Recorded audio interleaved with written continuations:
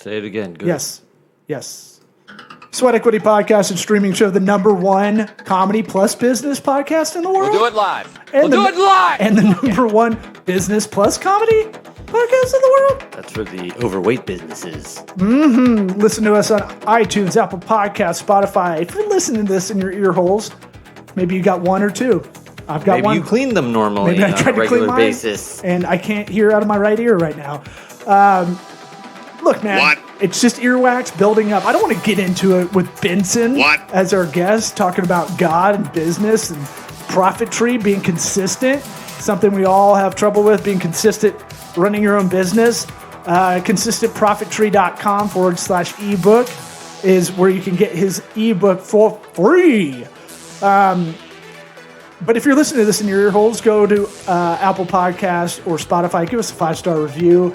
Write a little something on there. This episode is brought to you by Squarespace, the all-in-one drag-and-drop templated website builder. What are you looking at over there? You're looking like on the wall. I'm just looking at. You ever try to balance yourself while you're like holding your leg Clean up? your ears, dude. I Clean can't. your ears. I'm messed up. You can't even balance correctly? No, look at it. Look into my ear. You're staring off to the wall to balance yourself because you won't clean your ears? No, I went to the ear doctor. Didn't do anything. Somebody's got dirty ears. Squarespace, the all-in-one drag and drop website builder. You can do anything WordPress can do. Don't let those jabronis that are trying to rip you off tell you otherwise. J-Brones. SEO indexes right to Google and Bing and Yahoo and all the search engines. You don't even have to do anything else for you. In the description, hit that link. And if you want one of these Sweat Equity tanks that I'm wearing right now in video, holler if you hear me. Yeah, I do. Where's mine, fuckface? Let's talk to Benson. Howdy, Toddy. What about my sweat equity? Sweat equity. Sweat equity. My sweat equity. My sweat equity.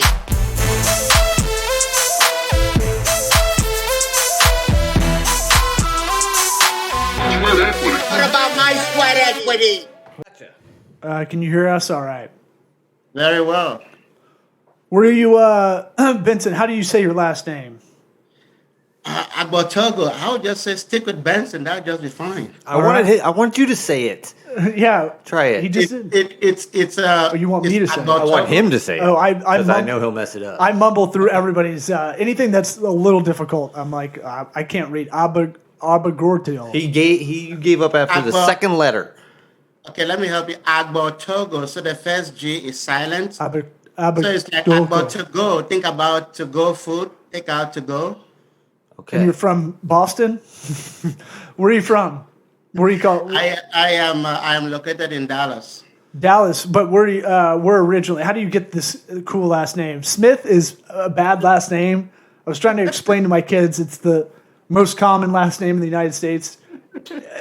I am the whitest white. You could disappear very easily. I could, except I look like my face looks like it belongs on a coin. Right. Yeah. Or sideways. Yeah. I'm starting to get fatter. I look like Gerard Depardieu.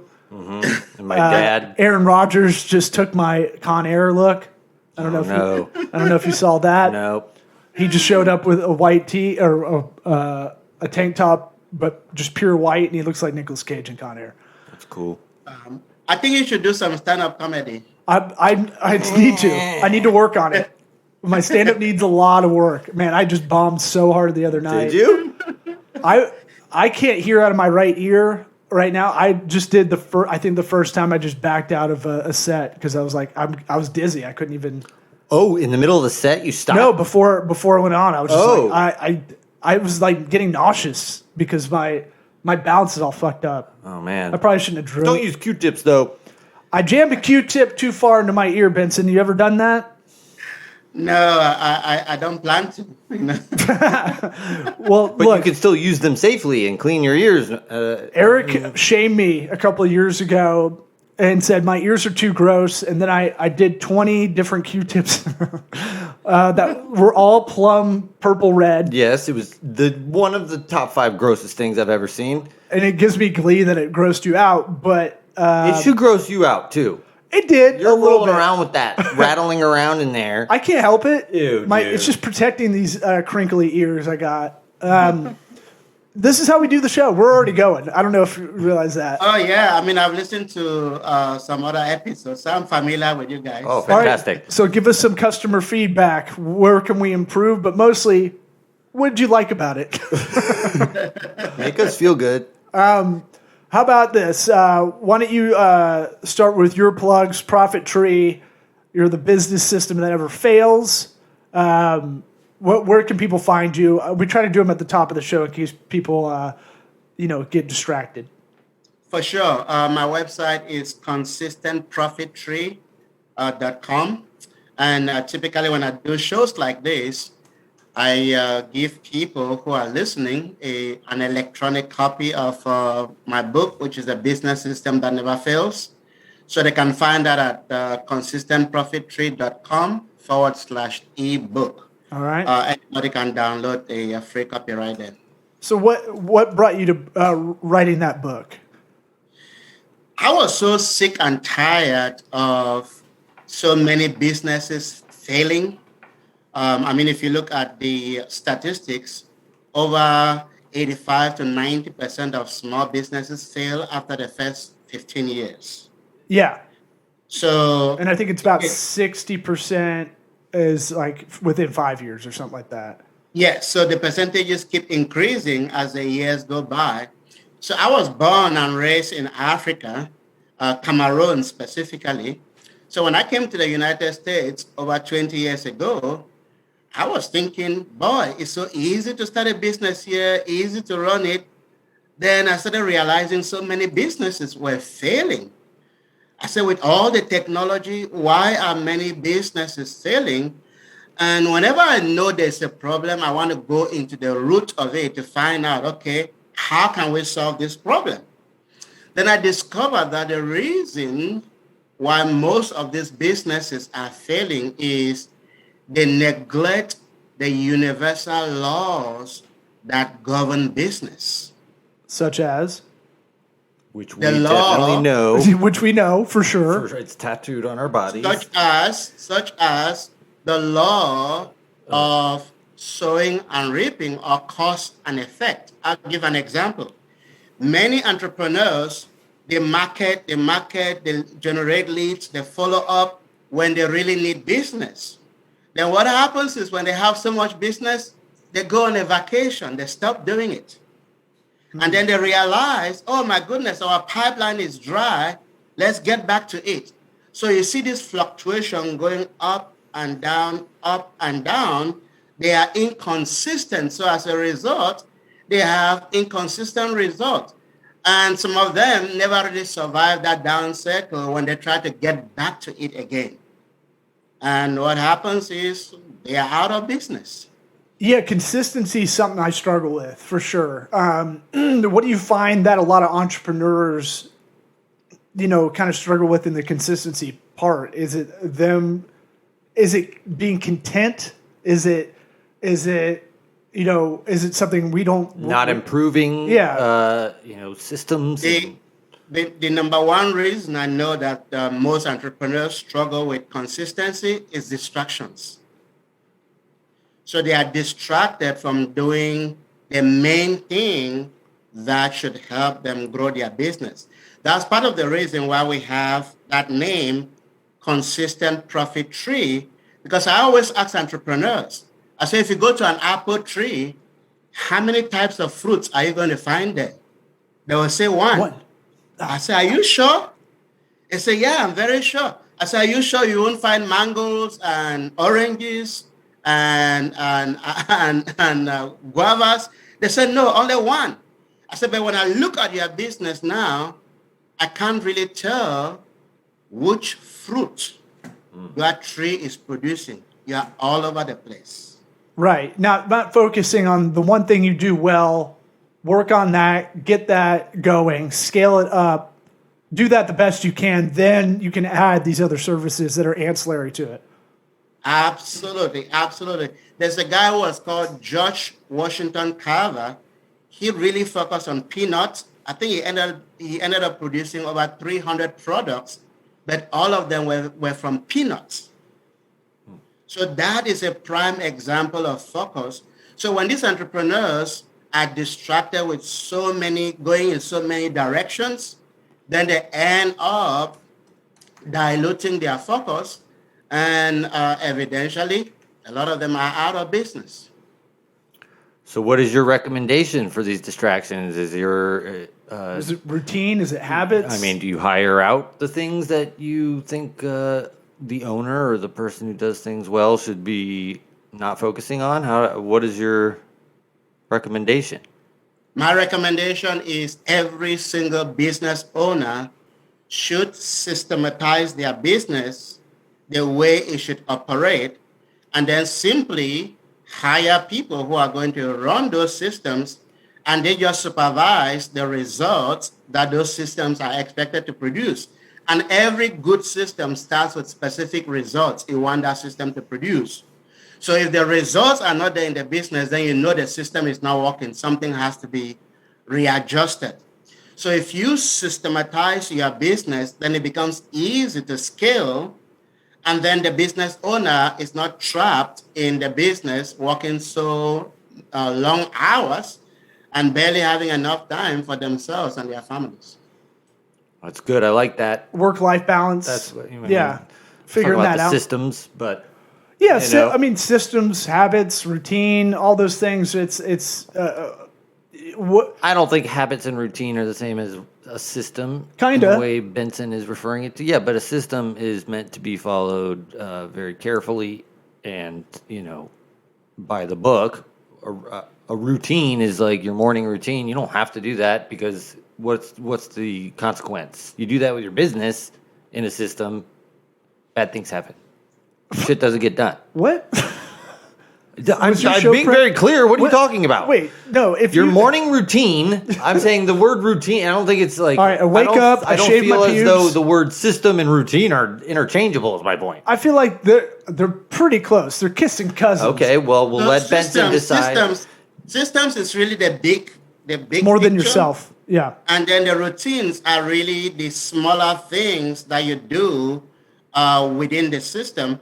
The systems that we design for businesses, they are designed right down to a point where if the checklist within the systems are not followed, we know we are not going to get the results. Right. So it becomes so easy to hold your team members accountable. Like he was saying, if you have a routine that is not tied to a specific results, the stakes are not high. If you miss it 2 days, 3 days, But for business, if you miss it, you know your results are not going to look like the way you want them to.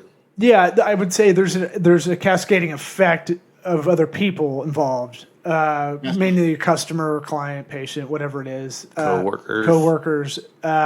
So yeah, I realized I wasn't great at project management about 5-6 years ago.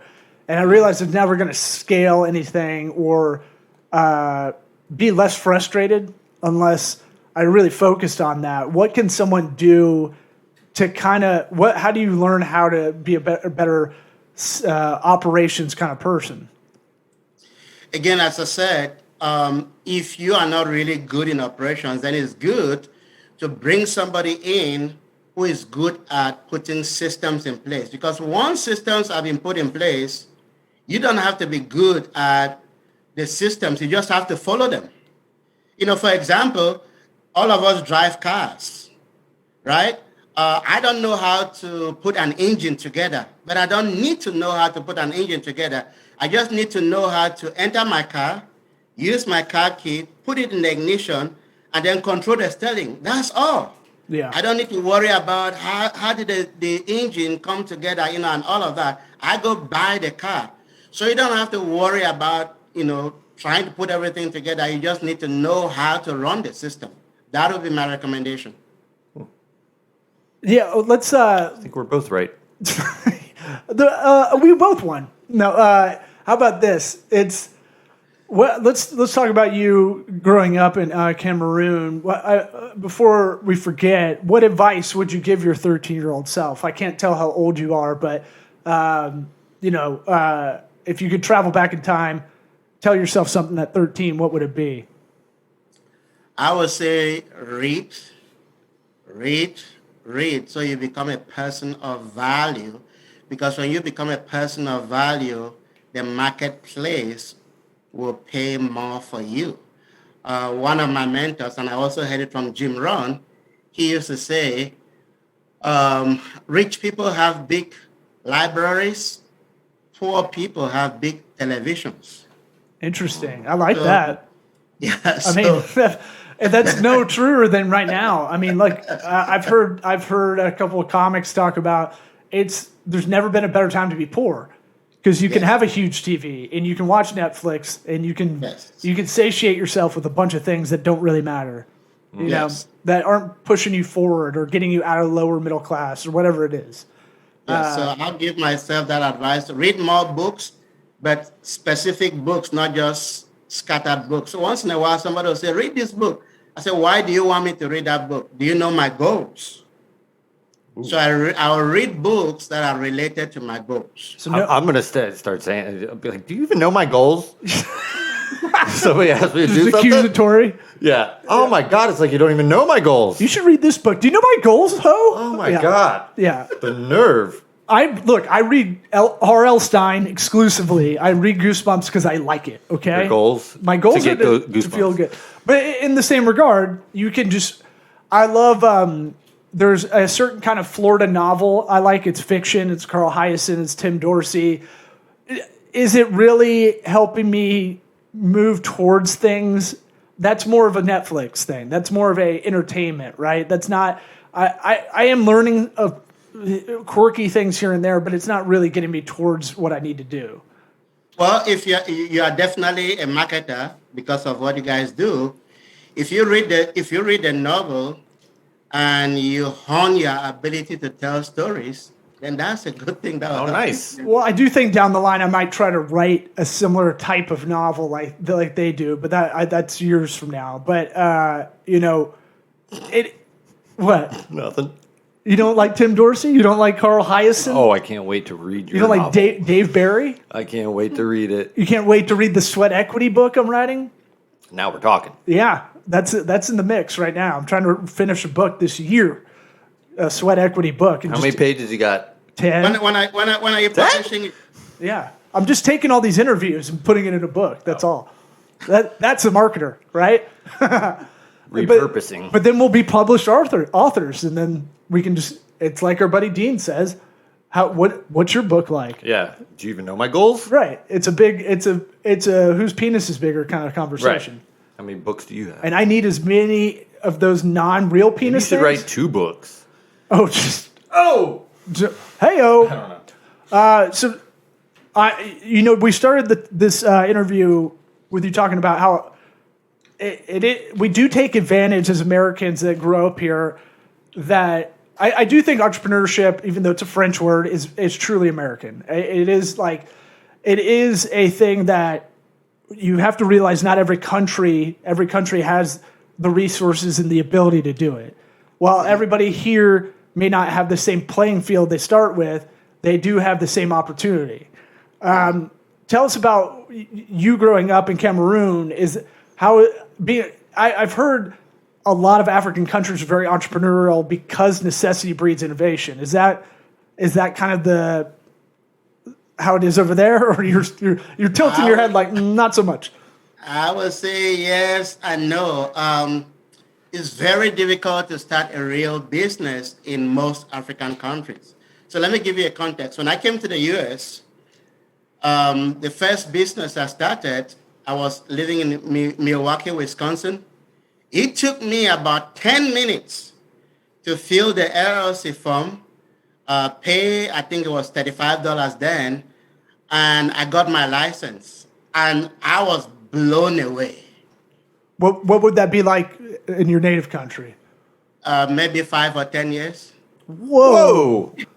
Yeah. And so is that kind of government kind of overreach on everybody, or is that tribalism? It's a lot of red tape. So this person wants you to bribe them. This person wants you to bribe them. That person wants you to bribe them. That one. So you go through a prolonged process just to get a license to do business. So it's very difficult. So most people really do it in a mom and pop way. So it becomes difficult for them to scale or to have the quality they need to even provide goods to the international market. Well, it's got to be defeatist, right? So you're basically getting the skill of bribing.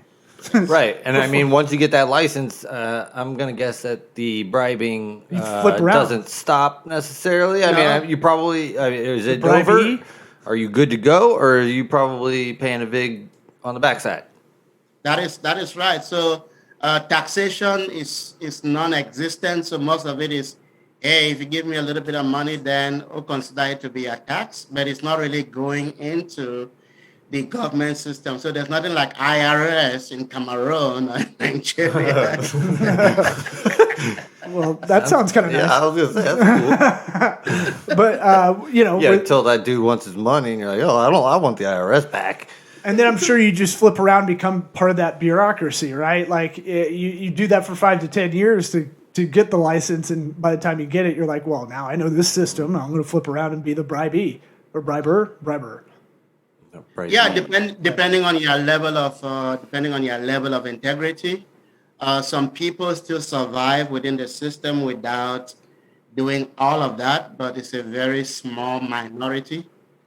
So that's how the business climate is. So most people are really small mom and pops, but I would say the government hires most of the people who are at work.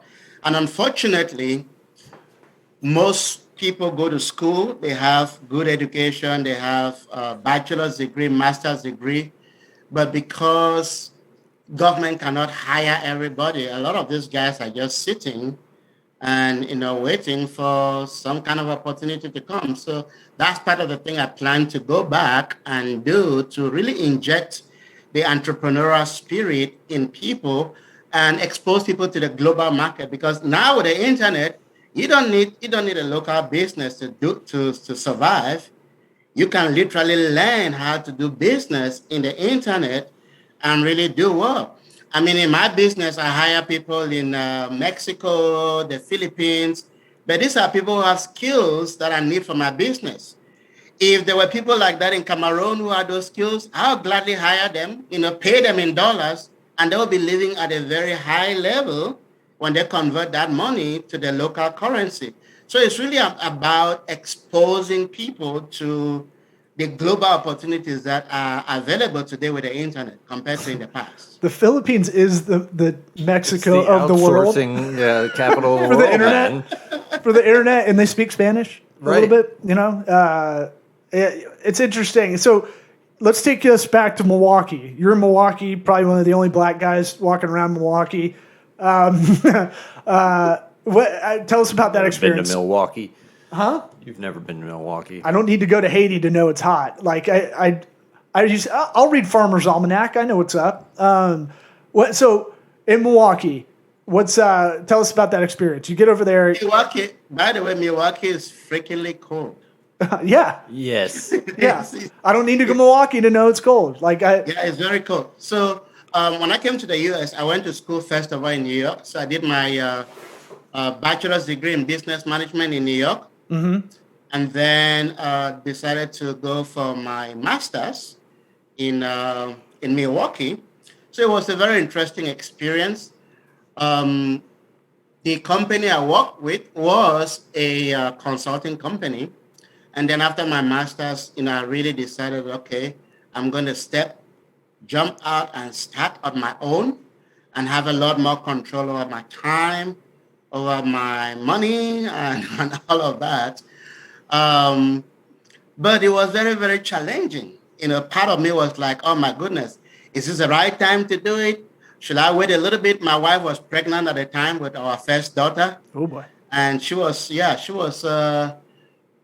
about to give birth when I decided to, move on and start my own business. And I thought that, customers will be running from left and right, coming to me and saying, hey, Benson, we hear you just started a business. We are going to give you business. But I had a rude awakening and went through, several years of just grinding it. But man, when I look back now, it was one of the best decisions I ever made for my own life. It's awesome. You and your wife still together? Oh yeah, we have 4 kids Oh, now. thank God. 4 kids. 4 kids. Congratulations. Jesus, man. That's a lot of work. And so how do you make it from Milwaukee down to Dallas? So started the consulting company, and I looked at the lay of the land. I looked at the school district. I knew I was going to have more kids, so I really wanted to be in a place where there's a good school district, and then the climate, of course, will be similar to Africa's because I hated the cold in Milwaukee. Yep. So Dallas was really a winner. Good school districts. The climate is really good, and of course the economy is also better. So in 2011, relocated the family here and continue running the consulting company. And again, that was a very, very strategic move at that time. Yeah, love Dallas, love the area. No state income tax. That helps as well. Had family in Fort Worth, so I've always loved that area. Even though Dallas and Fort Worth are kind of. What else about Dallas? I've done hyenas in Dallas. I've done it in Fort Worth. I've gotten to go around Highland Park. My roommate in college, Ed Wally, his initials Jew, Jew. He was from Dallas, so I got a pretty good view of Dallas. Okay. What, you didn't think I'd never been there? No, I wanted to hear more facts about Dallas. SMU, AT&T. What do you want? The I Cowboys. just hate the Cowboys. That's all. Yeah, I'm not a fan of them I either. wanted to say that. So, what advice? I mean, so you've had 4 books. Is that right? Yes, the main one. I mean, I don't promote the other 3 relatively. One of them, I mean, that one will be much more suitable for people who are interested in the development of Africa. That one was written when I was in college. It's called Faith and Development in Africa. So it's really about how to develop the African continent because that's something I'm passionate about. But the main book I really promote is The Business System That Never Fails, because I believe that anybody who masters the 3 pillars in the book should be able to run a business successfully without being afraid of failing. And it seems like you have a big kind of Christian theme throughout a lot of the information I received from the booking agency. Is that's a main through line of integrity you kind of spoke of earlier? Absolutely, and everything that I do that is the foundation of the business that I run is love.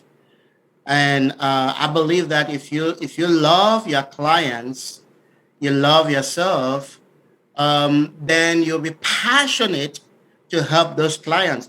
When I see people who are afraid to sell or afraid to market, I'll say to them, either you are wicked or you don't believe in your product or service. Tell me which one. Yeah. And they will say, okay, I'm not a wicked person. Then I will say, okay, then you don't believe in your product or service, because if you believe that your product or service is going to solve problems for your clients and you love them, you should do everything you can to introduce that product or service to them, because you are helping them to relieve them from their problem. But if you are shy to talk about your product or service and you know people who are in problems, then you are a wicked person. Yeah. And they will go, oh my goodness, I never thought about it that way. I said, you are shy to talk about your product or service because of the stigma that marketing and sales has carried. But if you change it and you begin to see yourself as a distributor of solutions, then you should be passionate to talk about what you offer to people. Yeah, and there's a yin and yang to that as well. I remember when I was going through my divorce, which was rough, or pre-divorce, and you're like, I feel like a bag of shit internally, and I can't, but I do believe in the business I was doing, but I still couldn't get over the hump to be able to do it. So you have to kind of have both of those. Now, Eric is Wiccan. He wants to be a witch. He doesn't believe in God. Can your book help you? Can that help? I don't know. I haven't read the book. But Benson answered. He's agnostic and atheist. I'll be happy to mail him a copy. And one of the big things that differentiates me from a lot of the other people that talk about God is I really focus on the love aspect, because I believe I like that part. Yeah. Eric, Loves I witches. mean, Yeah. Eric, looking at him, he's a loving person. So Thank if you, you. He's a hippie. I love He's both a- of you. I he's a love both hippie of at you heart. very much, and everybody listening right now in your cars. But he mainly goes to drum circles with other sorcerers or something. I don't know. I've never gone. But if he doesn't believe in God, let's say, will this get him towards Christ a lot more? Now, I'm a God-fearing man. I go to church every other week. What are you scared of? Stuff. Oh. The rapture. Oh. You That get to is the end of scary. the end of that Bible, got a crazy twist ending. They kind of really Four wrap horsemen that up quick. come out of nowhere. Thousands of years. Wrap it up. But it's one of those things where it's tough to infuse those two things together with integrity. I find in the business world, yours seems genuine. Don't get me wrong. I was just watching that documentary of the Way Down on HBO, and it's about this lady who had one of these evangelical kind of cults, and they have their own business, and the business starts within the church and all that stuff. I like the way you're going about it, which is, hey, this is kind of my through line throughout this. Believe it or not, it seems like that is that Well, I think it's good that you use the word love right. instead. And I have no problem with the word God, but it will turn people off when they're basically saying the same thing. But using the word love instead, I think, is much more welcoming And universal. absolutely, Yes. because the reality is God is love. Right. And I've never met a single human being in my life who does not have some love in them. So Correct. all of us are connected with that common thread, just like all of us breathe oxygen. I don't know any human being who breathes a different type of air. We all breathe, oxygen. It's the same thing that really, really connects us. So that is what I really encourage people to go down that route, because if you really increase your ability to love people, you will find a lot of God within you manifesting, because again, God is love and love is God. So that is the lane I choose to really go down. And when I felt the desire to go into business, I didn't just want to go into it ignorantly. I took the time to really go and study and have degrees in it. And I was fortunate to have a very good mentor, as well. After graduation, studied under him and really got to really know what it takes to run a business. So I believe that differentiates me from a lot of people who just get up and say, hey, I think I have the unction to become a business person, and they haven't done any studies, and they're out there, messing things up. Yeah, coming in it with mouth of babes kind of style, unbiased, know what you don't know, those kind of things, and learning from others who've been there. It's really important, all that. consistentprofittree.com/ebook. We'll put that in the description of this episode. Benson, thanks for coming on. I appreciate it. I think Eric does too. Thank you, sir. Yeah, I enjoyed it. Absolutely, I appreciate you guys. You guys are hilarious. I appreciate it. The way you run your shows, and I mean it shows. Business doesn't have to be boring, No, we don't want it. No, boring is a crime. Well, we have nothing but love for you, Benson. Appreciate you coming on. Absolutely. You guys have a wonderful rest of your day. Thank you for having me. I really appreciate it. See ya. Thank you.